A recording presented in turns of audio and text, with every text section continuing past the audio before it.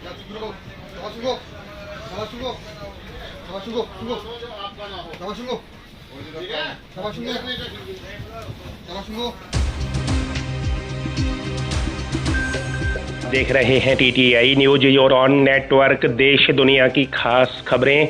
और इस वक्त हमसे जुड़े हुए हैं आरपीएफ आगरा के सीनियर कमांडेंट श्री पीके पंडा साहब।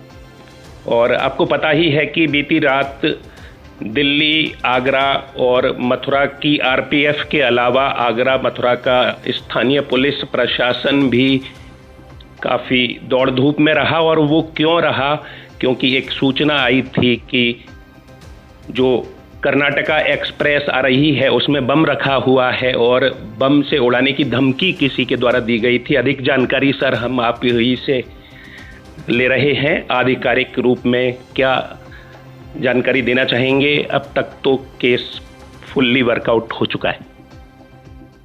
जी हाँ, इसमें केस तो वर्कआउट हो चुका है। और ये जो सत्यानंद नाम का व्यक्ति था जिसने ये हॉक्स कॉल किया था, उसको अरेस्ट कर लिया गया है। इसे दिल्ली से अरेस्ट किया गया था। बेसिकली इसने इंसिडेंट ये हुआ था कि इसने कल एक कॉल किया था हमारे कंट्रोल रूम में जी कि मैं आपके रेल को बॉम्ब से उड़ा दूंगा जी और कर्नाटक एक्सप्रेस ट्रेन को। और कर्नाटक एक्सप्रेस में मैं जर्नी कर रहा हूँ। तो उनसे पूछा गया कि आप जर्नी वगैरह कहाँ कर रहे हैं, तो उन्होंने कोई डिटेल नहीं बताया।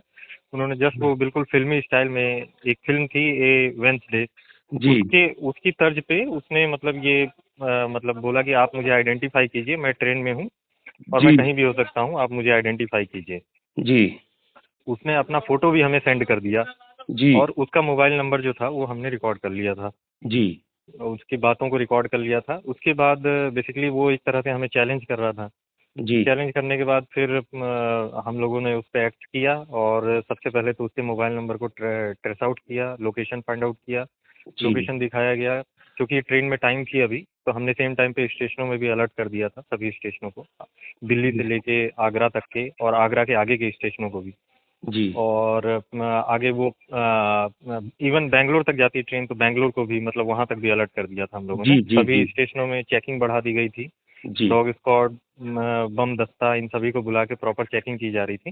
जी लेकिन जब लोकेशन फाइंड आउट किया गया तो वो दिल्ली के आसपास दिखाया, दिल्ली दरियागंज के एरिया में।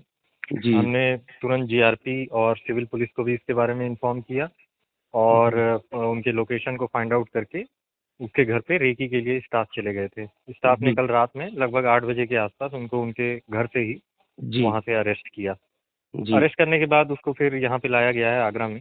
जी अभी जीआरपी की कस्टडी में है वो और उससे जी फर्दर इंटेरोगेशन हो रहा है। बेसिकली जी उसका यही कहना है कि वो ड्रंक था और ड्रिंक करने के बाद उसने जस्ट ये मतलब एक फिल्म की तर्ज पे रेलवे को परेशान करने के लिए उसने ये सारा प्लान जी। किया हुआ था। तो एक नशेड़ी ने मतलब इतने सिस्टम को परेशान कर दिया, हाँ दिल्ली, बिल्कुल, आगरा, मथुरा बाहर ही कर देना। के सिस्टम को परेशान हाँ कर दिया। हाँ, तो मतलब वही था कि उसने जस्ट वो फिल्म की जो स्टाइल होती है ना, उस फिल्मी स्टाइल में वो, and he was very good in English also, he was speaking very good English. तो अच्छा वो अच्छी इंग्लिश बोलते हुए अच्छा पढ़ा लिखा व्यक्ति है वो, लेकिन वो अच्छा। फिल्मी स्टाइल पे पूरे रेल प्रशासन को परेशान करने के लिए इसको उसने आप ये हॉक्स कॉल किया क्या था। कहेंगे? सरफिरा है ये सर, या नशेबाज कहें हम इसे, या कि उत्पाती कहें? इसको नाम कौन सा देना चाहेंगे सर? नहीं, ये तो देखिए एक एक तरह का ये क्राइम ही, ये क्रिमिनल है वो, बाकी नाम तो आप लोग दीजिए, ये तो क्रिमिनल है क्योंकि इसने पूरे प्रशासन को परेशान किया। ठीक है, और सेम टाइम पे पैसेंजरों को भी तकलीफ दी इसने, क्योंकि ट्रेनों को जब चेकिंग करना पड़ता है तो पैसेंजरों को भी उसमें तकलीफ जी होती है। तो जी ये तो जी एक तरह का क्रिमिनल है, तो उसको उसके साथ उसी तरह का अभी इंटेरोगेशन किया जा रहा है और उसको फिर फर्दर उसमें जो भी उसको सजा दी जा सकती है वो दी जाएगी। जी। कड़ी से कड़ी इसके विरुद्ध कार्यवाही हो सर। जीआरपी से कृपया आप यही कहें, जीआरपी ही कर रही है इसमें कार्यवाही। अब जीआरपी आरपीएफ, इसमें नहीं, जीआरपी तो कार्रवाई कर रही है, आरपीएफ आरपीएफ के भी पास तो इंटेरोगेशन, केवल इंफॉर्मेशन आई थी।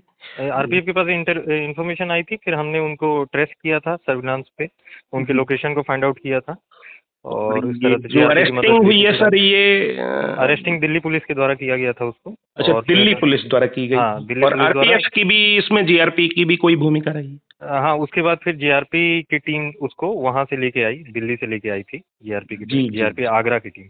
जी जी हमारे इन्फॉर्मेशन के आधार पे। तो ये था जी उसका।